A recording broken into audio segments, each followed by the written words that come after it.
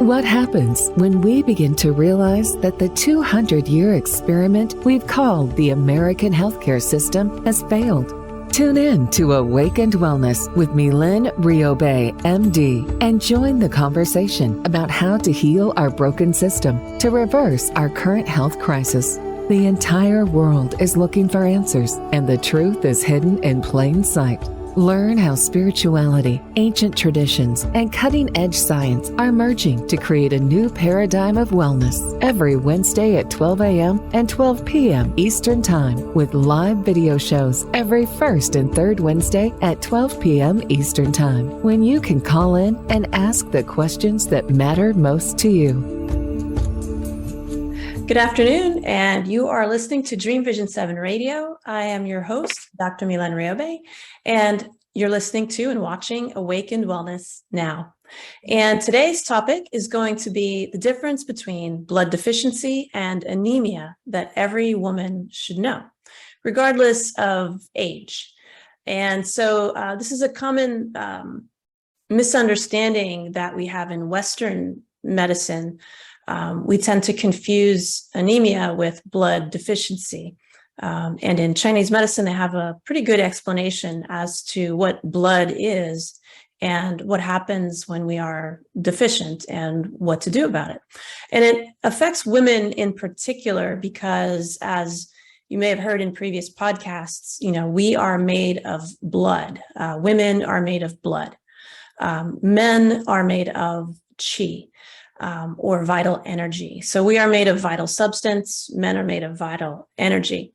And of course, we both have qi and blood, male and female, but it's a matter of relativity, right? So for women, we use and consume our blood more in our roles as women in terms of reproduction, menstruation, breastfeeding, and pregnancy.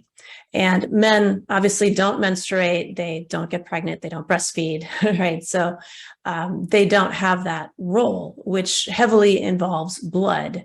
And so in Chinese medicine, they understand that women are of blood and men are of qi. So what is blood and what does that have to do with anything, right? So a lot of symptoms that women tend to have more than men. Not that men don't get these symptoms, but women tend to be a little bit more vulnerable to these symptoms, are misunderstood in Western medicine. And because we are trained to look for anemia and not blood deficiency, most people don't have anemia, but a lot of women have blood deficiency with normal blood work. And so it's important to distinguish what these two things are, so that we can start to understand why we keep missing the mark in Western medicine with women who are blood deficient and what it means in terms of women's health, societal health, spirituality, and everything, right? In Chinese medicine, the blood houses or the blood nourishes the mind. And again, the mind is not the brain. The mind is kind of what we would equate to perhaps the soul or the spirit. It's a non-physical structure, the mind in Chinese medicine. The brain is a physical structure inside of our skulls. But when they say that blood nourishes the mind, they're not talking about the brain. Although blood nourishes everything physical as well, it grounds the mind and it nourishes or feeds the mind. And so a lot of anxiety, a lot of depression, a lot of mental health issues are from lack of blood nourishing the mind. The mind is housed in the heart, according to Chinese medicine. And again, the mind is not the brain. So they're not suggesting that the brain is in the heart. They're suggesting that the soul or the spirit is in the heart. And we are starting to see that there is what we could define as a tiny little brain inside the heart. That they call the heart brain. That was discovered in the 1990s. So there are about 40,000 neurons in the human heart that actually send more information to the brain than the brain sends to the heart. So that was really mind-blowing and very much in line with what traditional Chinese medicine tells us, and also many other traditions, right? We hear about the Sacred Heart in Christianity. Many older traditions, ancient traditions, tell us to look within. And when they say to look within, what they mean is to go within the heart, right? And we talk about heart-centered living. And so it's really important to understand blood, because blood is what allows the spirit or the soul to be still, so that it can, I'll call it download, right? Download information or wisdom, and to ground that knowledge and wisdom in the world requires blood. And because women use up blood so much, and also because stress uses up blood. So that's important to know, and we'll go into that. But because women are susceptible to stress just like men, but also women use their blood so much more than men, we tend to be more vulnerable to stress. And so we tend to have our blood consumed, not just by menstruation and pregnancy, and breastfeeding and all the other, evolutionary functions that we have, but also by stress. And so the mind tends to be a little bit more ungrounded, if you will, in women because of that. And so this is why women have twice as much depression and anxiety as men, is because, we don't learn in our culture here in the West to protect our blood. And also the modernization of, sorry, Rachel, sir. Oh, I'm sorry. I didn't realize my mute was off. I apologize. Oh, okay. Yeah. So, again, this is why women have twice as much depression and anxiety as men, is because if we are blood deficient, our minds are not nourished. And if the mind is not nourished, we are restless and ungrounded. And so we don't learn in our Western culture anything really about that and what to do about it. And so it kind of leaves us in the Western world a little bit more vulnerable to diseases and conditions that can be made worse by stress. And so what is blood? Blood is what is called vital substance. It is a yin type of energy in Chinese medicine. So blood, because it's yin, is very grounding. It's very stable. And it's also the thickest fluid, according to Chinese medicine, in the body. And so it's very nourishing and it's very cooling. And it carries energy. So blood innately has energy within it. And it, nourishes the body. So it carries the energy that the body makes all around the body to feed all of the different cells throughout the body. And if we are blood deficient, what that means is there are parts of the body that are not receiving enough blood. And if they don't receive enough blood, then because blood carries oxygen and nutrients and hormones and many other things, if blood is not reaching every cell, there will be cells deprived of nutrition and oxygen and hormones and other factors that they need to actually function. And so what will happen then is we will start to get dysfunction, right, or malfunction. If that goes on long enough, then we can get what we would describe as diseases. But first we start to have symptoms, right?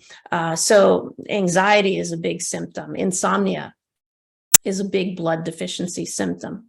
Another thing is people feel dizzy. So if you're laying down and you get up and you feel dizzy and you have to just kind of stop and wait, for everything to equilibrate, that can be a sign of blood deficiency. Also, floaters in your vision.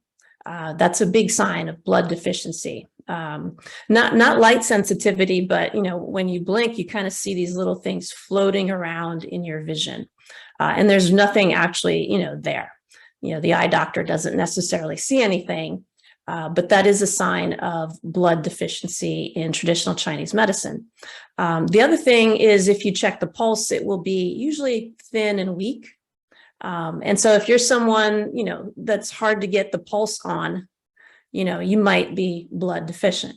The other thing is when we look at the tongue, if it's pure blood deficiency, we'll see that the tongue is pale because there's literally not enough blood in the tongue. And so it doesn't have that characteristic pale red color. And so those are all signs of blood deficiency. The problem is you won't see that in the blood work. So you'll go to the doctor, they'll draw your blood, but it'll be pretty normal. So that's the difference between blood deficiency and anemia. Anemia, by definition, in Western medicine is a reduction of the red blood cells circulating in the blood. But, you know, red blood cells are not the only thing in your blood, right? So red blood cells will carry your oxygen around and your iron around, which holds onto your oxygen. But that's obviously not the only thing in blood. And so because those are the only things we measure when we're looking for anemia, so we measure what's called a hemoglobin level or a hematocrit level. We also measure the actual red blood cell volume. And so only if that very small segment of blood is low will our blood work be abnormal. And then we will be labeled with anemia. But there are thousands of things that are carried around by your blood, and we just don't have the blood work to check for all of it. And so we will miss the diagnosis of blood deficiency because we are only looking for anemia. And so it's important, if you have symptoms of blood deficiency, to be aware that even if your blood work is normal, that does not mean that you don't have something going on. It's just not visible in blood work. Sometimes we can capture that in cellular level testing. So because when we go and we get our blood work done, what we're looking at is really the centralized circulation of blood. In other words, we're looking at what's flowing through our arm, which tends to flow through the main organs. But we're not looking deep inside the organs at those levels that are deep inside the organs or deep inside our tissues, where in things we would call capillaries. So this is a large blood vessel. We go get our blood work done. You know, they poke us here usually and draw blood. This is not reflective of what's inside your cells. It's not reflective of what's deep inside your tissues. And there's blood flowing there as well, but you won't capture that with blood work. And that tends to be where the deficiencies are that we miss with blood work. It tends to be deep inside the tissues of the body, and we just don't have testing really available in our Western model for that. Functional medicine has some testing available, you know, so we can test inside your cells for different things. So we can test, for example, inside your immune cells for vitamin and mineral deficiencies, which is different than blood work. So we're checking cellular levels, deeper levels, if you will. And what we usually notice is that blood levels and cellular levels don't correlate. And we used to make the mistake in medical school of thinking that that was because one test was inferior to the other. And so because blood work is the gold standard, we would always assume that the blood work was correct and the other stuff was incorrect because it did not meet what we call the standards. And then as I studied Chinese medicine and I studied functional medicine, I began to understand that it's not that they're inferior. They're measuring two different locations in your body, and they're actually both correct. And so blood sugar was a really striking difference for me. We were always trained to believe that the finger stick, which is a capillary level or a tissue level sample of blood sugar, was inaccurate, and that in order to confirm, we had to check blood work. And so we always had it in our minds that blood work is accurate, capillary blood work is not accurate. And it was later that I realized, no, it is accurate. It's reflecting what's there as opposed to here. They're two different environments. And if we stay stuck here and we never look here or deeper in the tissues elsewhere, we'll never know what's going on in the tissues elsewhere. And we'll keep making these assumptions that everything's okay when it's not, right? Do you have questions? Yes. Question, I've asked my doctor if taking an iron supplement would be beneficial. She says no, yet I have friends that say I should. What Where am I? Yeah, yet I have friends that say I should. Do you think iron supplement is a good idea?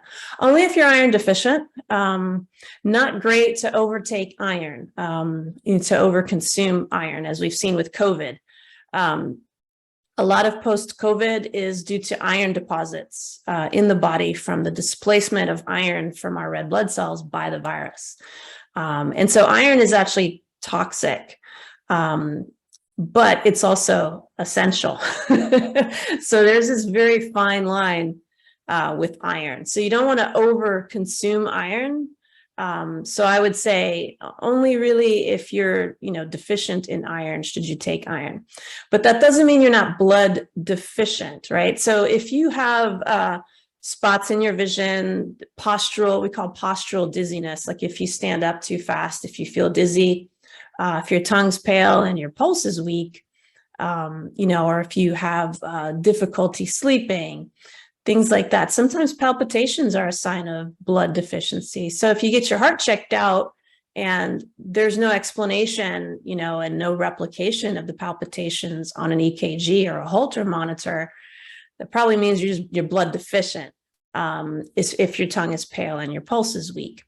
And so there's so many things in the blood that could be missing. You don't want to just make the assumption that it's iron. That's just because that's what everybody talks about, because it's the only thing we measure with blood work. We only measure the red blood cell counts. And so we assume if those red blood cell counts are low and, therefore iron levels are low, that we take iron, but there's so much more to the blood that you need to take, which we'll talk about towards the end of the podcast. We'll talk about blood nourishing food as opposed to supplements, because there are so many things flowing in your blood. It would be impossible to take a supplement for all of them, right? So it always boils down to food and nutrition, and also protecting your blood, which we'll talk about as well. So what time is it? I think we have time for one more question.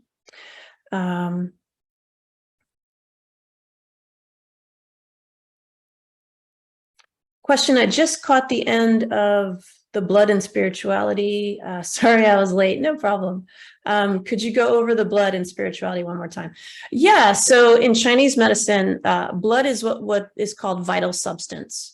It is a yin energy. So it is a grounding, cooling, calming kind of energy, blood. And so in Chinese medicine, it is understood that the blood nourishes the mind. The mind in Chinese medicine is kind of what we would equate to, not exactly, but the closest thing we would equate to it would be spirit or soul. And they say that mind is everywhere.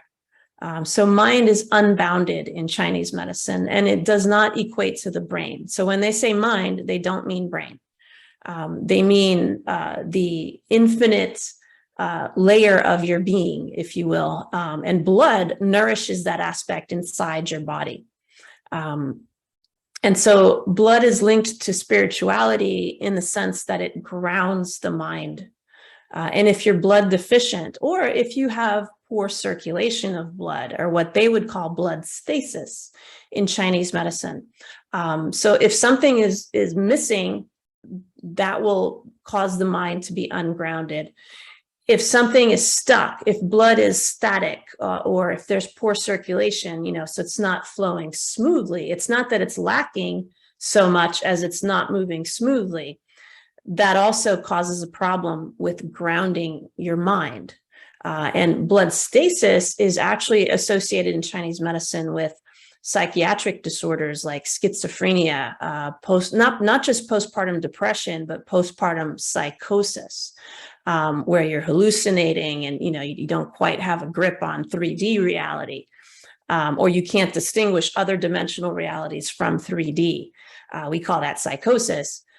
So blood stasis, poor circulation to the point where your mind can't be nourished because the energy is so static and stuck that it's not nourishing the mind. So you can actually have a psychiatric disorder and a psychosis from that. A blood deficiency pattern where the blood is not nourishing the mind would be more of an anxiety, depression type of pattern, if you will. So it's important to distinguish between those two as well, but that's how blood and spirituality are related, right? And so the wisdom that women house, right? In Chinese medicine, menopause is a very special time. And of course, so is pregnancy and childbirth. There's a lot to be said in Chinese medicine about protecting the mother in particular. The baby will always be protected, right? Nature built that in. Nature will give the baby whatever it needs at the expense of the mother. And so in Chinese medicine, they understand that. And so they have a lot of practices to protect the pregnant mother, and then to protect her in particular during childbirth and the postpartum period. Women are extremely vulnerable in the postpartum period. And so there's a better understanding in Chinese medicine about how to protect that. But they also talk about menopause very specifically. When women menstruate, there's a downward flow of energy in preparation to move the blood out of the body. So, the blood comes out of the womb or the uterus out through the vagina for anywhere from, 3 to 7 days in a menstrual cycle. And this happens every 28 days, right? Roughly. And so there's this constant every month downward flow of energy and blood. The liver has a lot to do with menstruation in Chinese medicine because it controls the direction of energy. And so the liver is mobilized the week before menstruation to start to move that energy in a downward way. And so a lot of PMS, where the energy is scattered, instead of being organized and ready to move downward, it's scattered. So a lot of women will get breast tenderness and bloating, sometimes irritability because it's scattered upwards. That is what we call premenstrual syndrome, and that has a lot to do with the liver not being properly nourished by blood. The liver houses blood or stores blood in Chinese medicine. And so if you're blood deficient, your liver will not, quote unquote, function properly in terms of how it distributes energy. And so when menopause is starting, that monthly downward flow has to stop. Right. And so in Chinese medicine, they describe this 180-degree turn, and now the energy starts to flow upwards. And they say that menopause is a time when women become extremely wise. Not that they weren't wise before, but women have a kind of a special position in Chinese medicine as they get older in terms of their wisdom. And it's because they say of this upward mobility of the blood, and now the blood nourishes the heart instead of going down and out of the womb once a month. And so this change of energy flow is really important, and it nourishes now the heart. And so grounds the mind even more. And so women sometimes will have kind of this reverse midlife crisis, right? Where they become very spiritual as they're going through menopause. So those are the relationships. Question now, actually, let's go to a first commercial break, then we'll do this question. So you're listening to Awaken Wellness Now. I'm your host, Dr. Mylaine Riobe. We're here on Dream Vision 7 Radio. Let me give you the number because I forgot. 646-558-8656. Hit *9 to raise your hand to ask a question or make a comment. We'll be right back.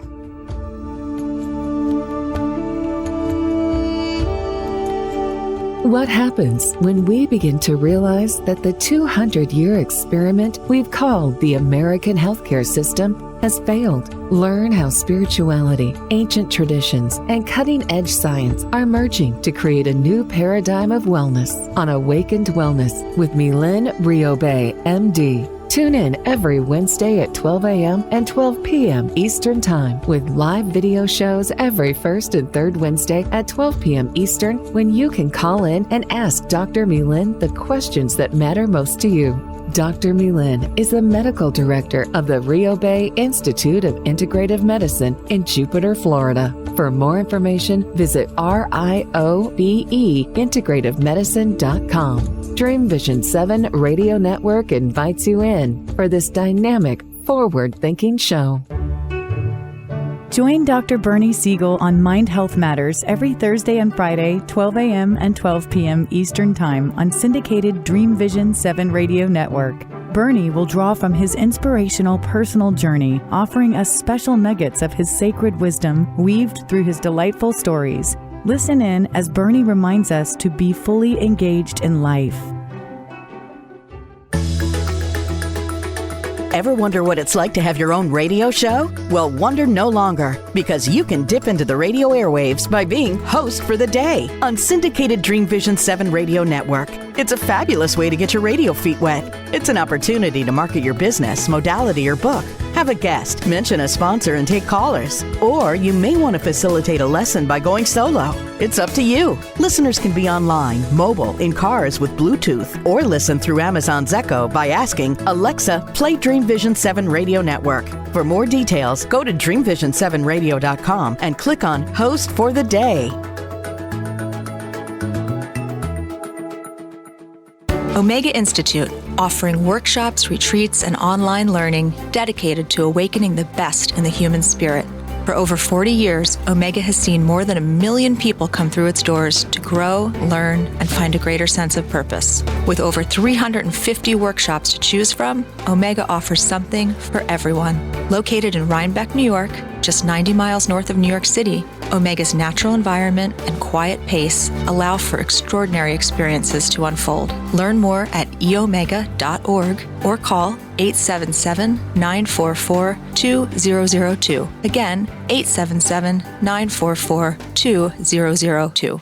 Delight your kids with an enchanting journey by reading the Paper Doll Kids children's book by Deborah Beauvais and Janine Sullivan. There's even a catchy tune, Kids for Love Song, produced by Bob Sherwood and sung by kids just like yours. The story weaves around 7 paper dolls flying around the world doing good deeds as they bring important attention to our endangered animal friends. There's even a magical ring with a universal message. Kids become interested in service projects, action through compassion, and planting seeds that nurture positive change. The Paper Doll Kids and Kids for Love Song are a production of the Kids for Love Project. Get the book now on Amazon Kindle and the song on CD Baby or iTunes. This is Dream Vision 7 Radio Network, uniting mankind with universal love. Our shows are created from the heart, bringing each listener to a place of divine enlightenment. Breathe, relax, and enjoy. Let life flow. Welcome back to Awakened Wellness. I'm your host, Dr. Mylaine Riobe, and we were just about to get to a question. Now that I'm past menopause, way past, is there a beneficial blessing with the spirituality you talked about earlier? Yeah, I think I literally just answered that one. So yes, that's the benefit, right? Women become wiser in menopause. So they have this kind of position as the wise ones, if you will.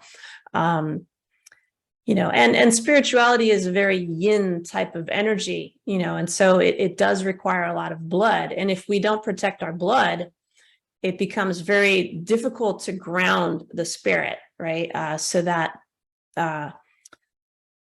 we're more spiritually inclined, I guess you could say, or wise, right? So there's a difference between knowing something and believing it, right?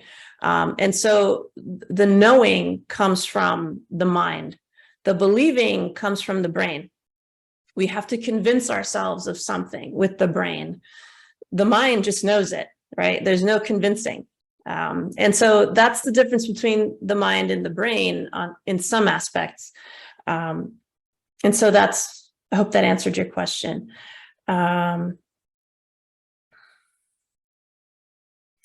Oh my God, eye floaters. I have that sometimes. Had no idea it's blood issues. Should I take a supplement? Yeah, so we'll talk about foods towards the end of the podcast, blood nourishing food. There are many, many, many. So, we're not going to touch on all of them, but there are ways to protect your blood as well as nourish your blood in Chinese medicine that are known. But you also want to be a little bit cautious, right? You want to make sure that you do actually have blood deficiency and not blood stasis, right? They're two completely different things.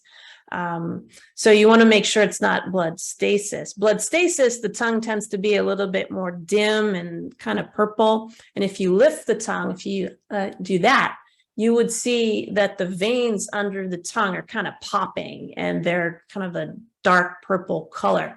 That tends to be more like blood stasis, and that says that it's poor circulation of blood and not necessarily just lack of blood, if that makes sense. But yeah, I mean, you can take blood nourishing food as opposed to supplements, because again, with supplements, you'd have to know, well, what in my blood is low, and then you take a specific supplement. But you know, in Chinese medicine, there are blood nourishing herbs. But again, you kind of want to know, am I nourishing heart blood? Am I nourishing liver blood? What am I nourishing, right? And you'd want to have a sense of what that is before you go and take an herb. So in Chinese medicine, we would actually diagnose a pattern and then prescribe an herb that suits that pattern. You know, so if you have insomnia and palpitations, for example, and your tongue is pale and your pulse is thin and weak, then that's heart blood deficiency.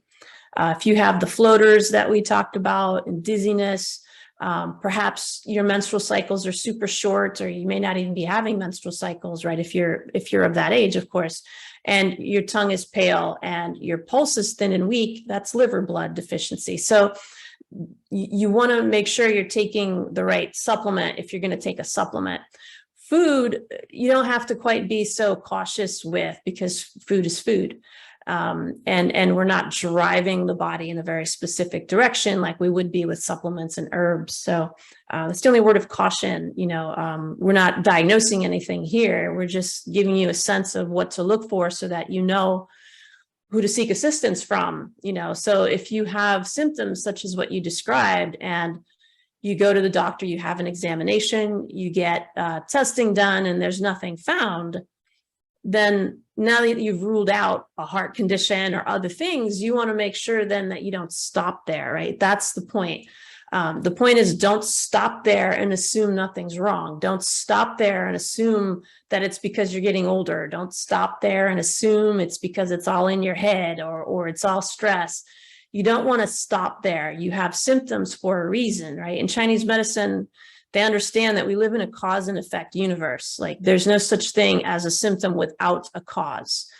There's no such thing as it's just in your head, because your head is part of your body, right? So it doesn't matter where it is, it's still there.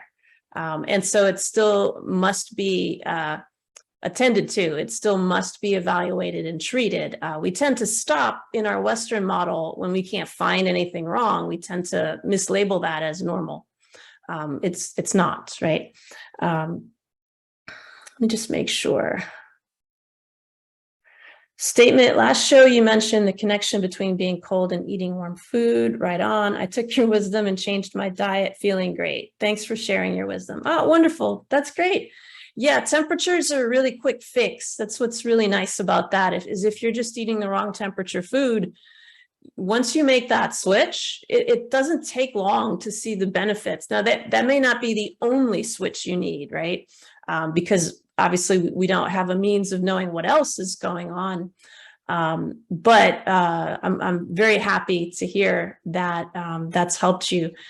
And it's just such an important thing to know that, again, we just don't talk about these things. And so nobody really knows that they can be self-empowered to do so much for themselves once they know, right? Once they understand. So thank you for that. That's wonderful to hear.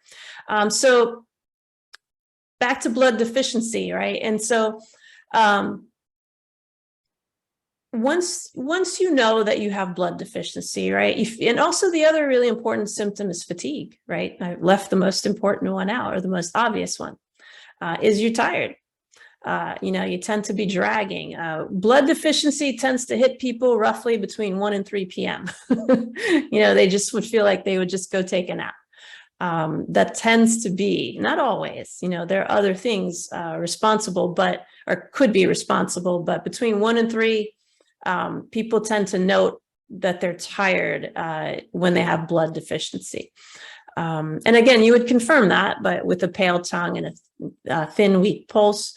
You can have blood deficiency and not have a pale tongue, right? Because you could have other things going on that kind of compound the pattern. And so it's not always that blood deficiency has a pale tongue, but if it's pure blood deficiency, you would definitely have a pale tongue and a weak, thin pulse. And so what are the implications of that, right? So stress can be either physical, perhaps there's an illness present, or you have a very demanding job or sleep deprivation, something like that. So that, physical stress. Stress can be psychological, fear, afraid of things that might happen, or ruminating about things that have happened in the past, right? So this is like a psychological stress. Anxiety, tends to manifest when we are thinking about future or past things that we have no control over, right? And so not being present is a source of stress. And then there's hidden stress. So I call that stealth stress. And that's subconscious stress.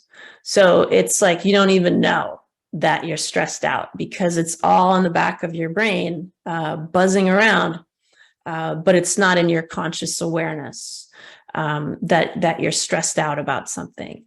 The problem with any type of stress, even good stress, right? So we understand there's good stress. I go to the gym, I lift heavy weights and my muscles grow, right? That's good stress. But even good stress can be bad. So if I already have all kinds of issues with stress, and then I'm adding the heavy weightlifting on top of that, that could be problematic for me, right? So I have to make sure that I address the other stress factors, and so that my body is not caving in under stress, whether it be good or bad stress. And so the thing about stress that's important to understand, in particular for women, is according to traditional Chinese medicine, stress consumes blood, uses up blood. And also stress stagnates blood, or makes its flow stagnant. In other words, it gets kind of choppy. It's not fluid. So when you check someone's pulse that has a choppy pulse, it's there and then it's not there, and then it comes back, and then it disappears for a little bit, and then it comes back. It's choppy. It's there. It's not there. It's there. It's not there. Without a sense of regularity, right? So the pulse is a wave. We feel it, and then we feel it again. So when beats in the wave are missing or just go away, right, we call that choppy, and then suddenly it comes back, right? So that's a choppy pulse. That can be a sign of poor circulation. You don't necessarily have to see it on an EKG, right? You don't necessarily have to see the electrical rhythm of the heart be irregular to diagnose a choppy pulse and poor circulation. So again, this is where testing for stuff can somewhat lead us astray if we're not careful. Now, we need to test for stuff, right? We want to not miss anemia.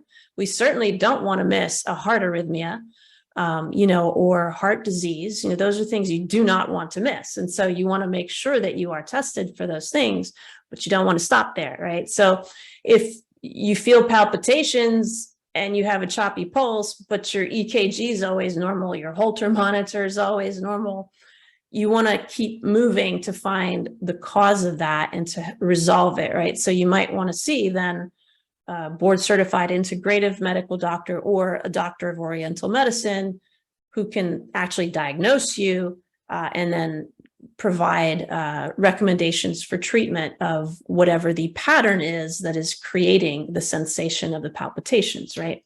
And so stress consumes blood. And so when you already are menstruating every month, or perhaps have gotten pregnant, had children, breastfed them, and then resumed menstruation, right? You're already blood deficient to begin with. And then you have stress on top of that, right? And so this is what, creates the downward spiral, in particular for women. So we can be very vulnerable at the time of menopause, right? And so people make the assumption, well, I'm not going to bleed anymore, so I'll recover. Unfortunately, that usually doesn't happen. In fact, what we see in menopause is women tend to get sick. And people will get confused by that and say, but I'm not menstruating anymore, so I'm not having this blood deficiency thing. Why am I still getting sick? It's because your body can't recover what it doesn't have to recover with, right? So if you had blood deficiency before and you stop menstruating, that doesn't mean that your body will just automatically catch up with the blood that it had lost over the last 20 plus years of menstruation. You have to actually replace what is lost, right? In order for the body to recover. We make this assumption that the body will just regenerate itself, right? And yeah, that should happen. But the problem is when there are things that are missing from your body in the first place, it won't have the stuff to recover with, because those things were lost, right? And so women never quite fill their tank back up, even after menopause. And in particular, if they're under stress, right? So in Chinese medicine, it's understood that the decade before menopause is the most critical to tell you what your menopause is going to look like. And so the decade before menopause, if you're under a lot of stress, you're going to have a very rocky menopause transition, and you will be more likely to get sick. So we see cancer diagnoses go up. We see women having heart attacks more when they're in this menopause transition. We can see a lot of mental disorders, depression, anxiety around the perimenopause, menopause transition.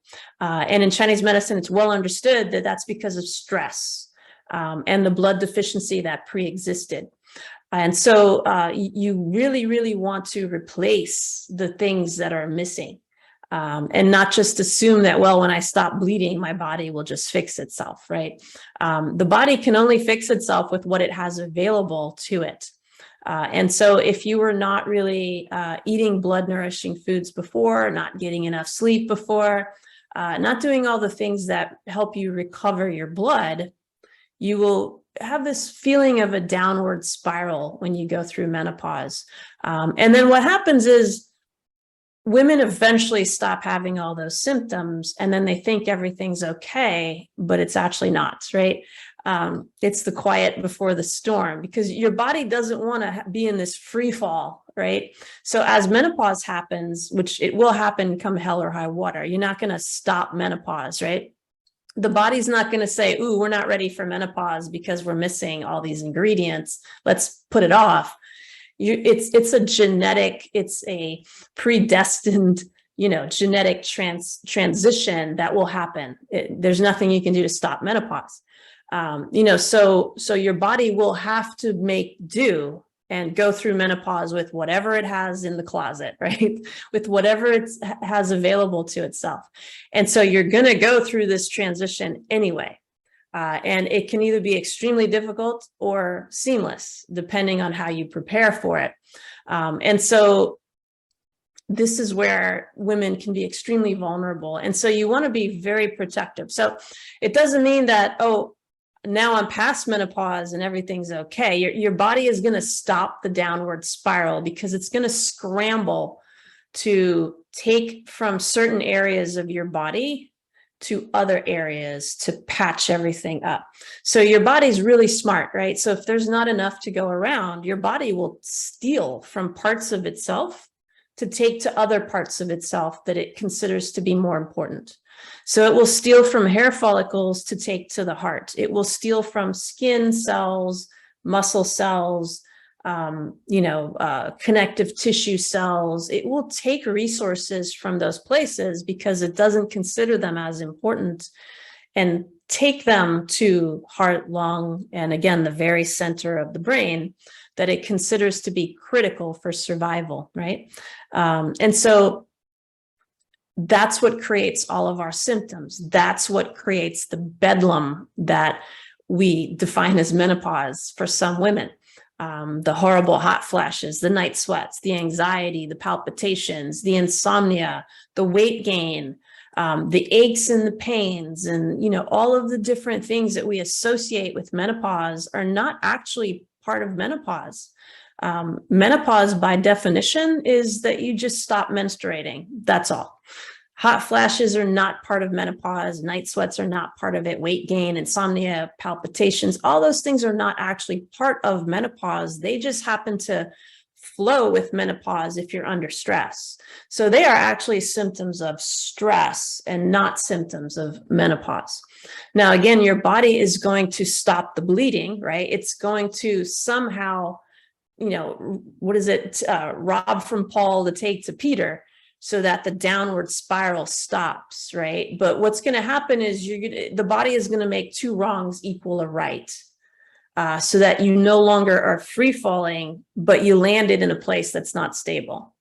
And so this is why, as women go through menopause, their risks of diseases tend to go up, is because the body stopped the bleeding, but it had to land in an unstable place. And so the next feather that lands will just send it into free fall again. And so this is why women will report, first I caught a cold, then I got diagnosed with this condition, then that condition, then this happened, then that happened. And it's just one thing after another, because the body keeps landing in an unstable position, and then something else destabilizes it, right? So you want to build up foundationally, through, of course, nutrition, sleep, all the different things. And some of the ways you can do that is through the 5 questions, right, that we talked about. So you can determine which one of the 4 dynamic metabolic types you are. That will help you fill in the gaps to, a significant extent, right? But of course, if you need hormones, that won't replace them, right? If you have malabsorption, that won't necessarily fix it. So in and of itself, it may not be everything you need, but it'll definitely help you build up, right? So we're going to go to our next commercial break. When we come back, we'll talk about blood nourishing foods, how to protect your blood, and how to regain your blood supply, after an illness or after menopause, and how to protect yourself during menstruation as well. So you're listening to Awaken Wellness Now. I'm your host, Dr. Mylaine Riobe. We'll be right back.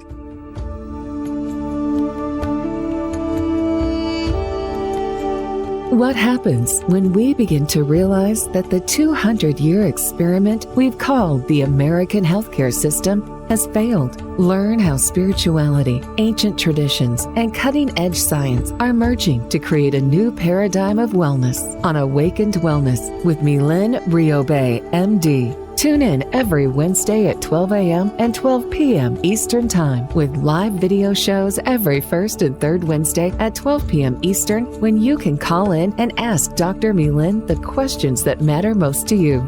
Dr. Mylaine is the medical director of the Riobe Institute of Integrative Medicine in Jupiter, Florida. For more information, visit RIOBE-integrativemedicine.com. Dream Vision 7 Radio Network invites you in for this dynamic, forward-thinking show. EDECIA is a U.S. nonprofit dedicated to the dream of ending childhood malnutrition for millions of children around the world through the manufacture of Plumpy Nut and other nutrient-rich peanut-based ready-to-use foods. EDECIA has already delivered life and hope to nearly 1 million children in over 26 developing countries. To find out how you can join EDECIA's dream of ending childhood malnutrition, please visit edeciaglobal.org. What if dreams can diagnose your life? What if we can meet the love of our life in dreams? Join host Kat O'Keefe Canovis, the #1 internationally best-selling author of Dreams That Can Save Your Life, written with Duke University medical doctor Larry Burke. Dreaming Healing is where we'll explore dreams, research, and interpret dreams from you, the caller. Dreaming Healing shows can be heard every Tuesday at 9 a.m. and 9 p.m. Eastern, with live shows on the first and third evenings at 9 p.m. Eastern, 6 p.m. Pacific Time on syndicated Dream Vision 7 Radio Network. Come live your dreams out loud with Kat. Are you searching for a way to help create global change? Dream Vision 7 Radio Network's vision is to have an eclectic group of radio hosts dedicated to educating, enlightening, and helping humankind with positive messages and tools that enhance lives using different modalities and programs. If you would like to join our team and help illuminate the universe, call Deborah at 508-226-1723 or Deborah at dreamvision7radio.com. This is Dream Vision 7 Radio Network, uniting mankind with universal love. Our shows are created from the heart, bringing each listener to a place of divine enlightenment. Breathe, relax, and enjoy. Let life flow. All right, I think we have another couple questions. So let's see. Got to see where I am. Here we go. Stress and hot flashes. Had no idea. Thought I couldn't do anything but accept these damn hot flashes. So tell me more. Yeah, so reducing stress, right? That's going to be how we treat and protect our blood, right? So stress reduction techniques work because they're actually protecting our blood, right? And so when we protect our blood, we're also protecting our mind, right? And so breathing, here we go again. Breath is so important, right? So what happens is when your body is under stress, it will shunt blood flow. So blood is really important for stress because what happens is your body will shunt all your blood to the middle of itself to protect the vital organs within itself, right? We see that with car accidents. So if someone has a major car accident and they have internal bleeding, right? We see suddenly, this is instantaneous practically, the body literally removes all the blood from the extremities and shunts it to the middle, almost instantaneously when it perceives a rapid loss of blood with bleeding. So, you know, when we watch TV shows, for example, that have, emergencies, we see, you know, people are very pale, their lips are blue, you know, they're cold. That's because the blood has literally been removed from the extremities on purpose by the body to send it to the middle, to keep the blood in the heart and the lungs. And then that person will pass out, right? Because the body doesn't want to be trying to fight gravity to get blood to the brain, because the brain controls the heart and the lungs. So it'll make you go horizontal by passing out. So that way there's no gravity in the way and your body can get blood to the brain a lot more easily. From the heart. And so we see this instantaneous shunting of blood to the center. And it's very obvious when someone's bleeding, right? It's not as obvious under stress because it's much slower, but it's the same thing. So your body slowly starts to take blood from the extremities and the places it considers not important. It doesn't consider your extremities to be important when it's worried about your heart and lungs. And so, you know, we see numbness, the tips of the fingers get numb, tingling, hair thinning, hair dryness, skin dryness, aches and pains, arthritis starts to set in, right? We lose muscle mass, we lose bone structure, right? Osteoporosis or brittle bones is the body taking blood and resources away from those areas to take it to the center of the body. And what's interesting to note about Chinese medicine is they consider the musculoskeletal system to be the outside of the body. So they don't consider your bones and your muscles and your connective tissues and your skin to be part of the inside of your body, which is interesting.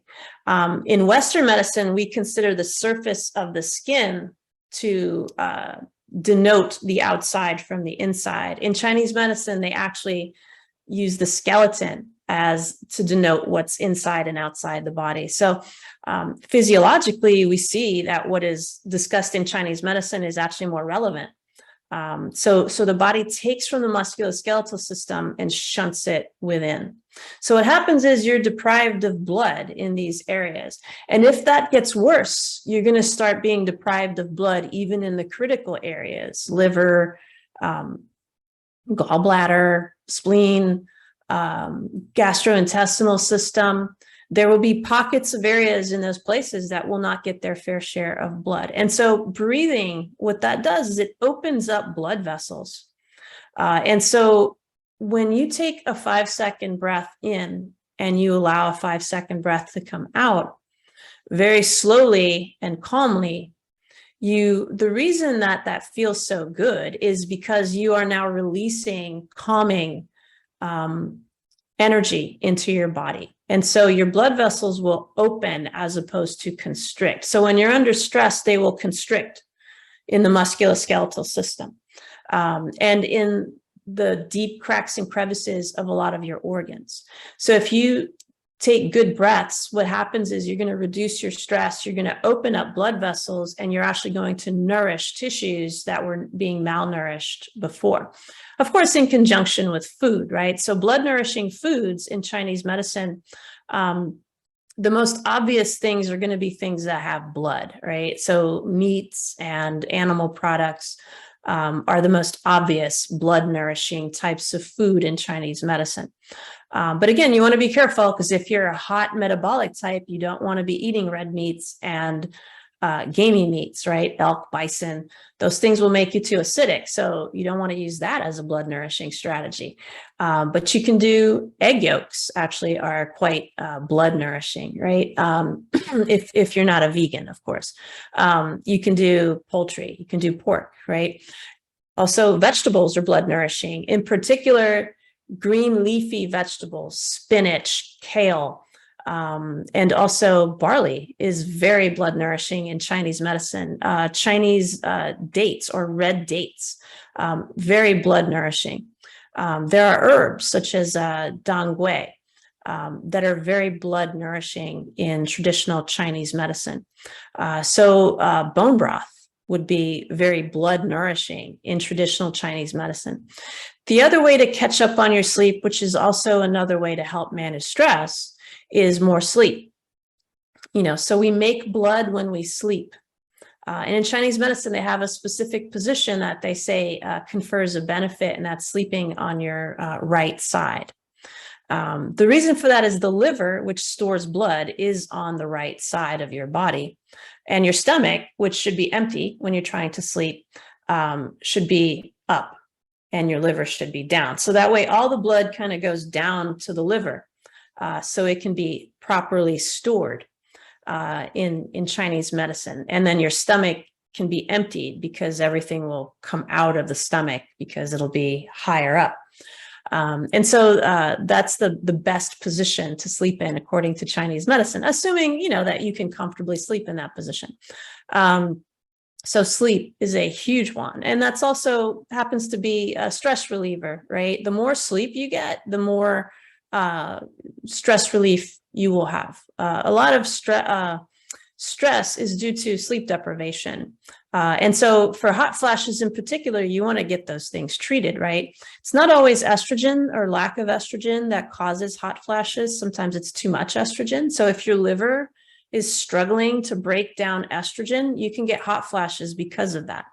Also cortisol and thyroid. So if you're under a lot of stress and your cortisol levels are up, right, you might consider yourself to be a hot metabolic type if you have high cortisol, because cortisol is hot, so you'll actually feel hot. You might feel thirsty. So it could be related to high cortisol. And if that's the case, taking adaptogens would be helpful. And again, breath work, we just cannot overemphasize breath work. Taking breaths is really the most important thing with stress reduction. And so I think we are out of time. All right. So that was awesome. Wonderful questions as always. I hope this was of benefit to you. And as always, thank you so much for being here with us. And you're listening to Awaken Wellness Now. And until next time, I send you many blessings. Thank you.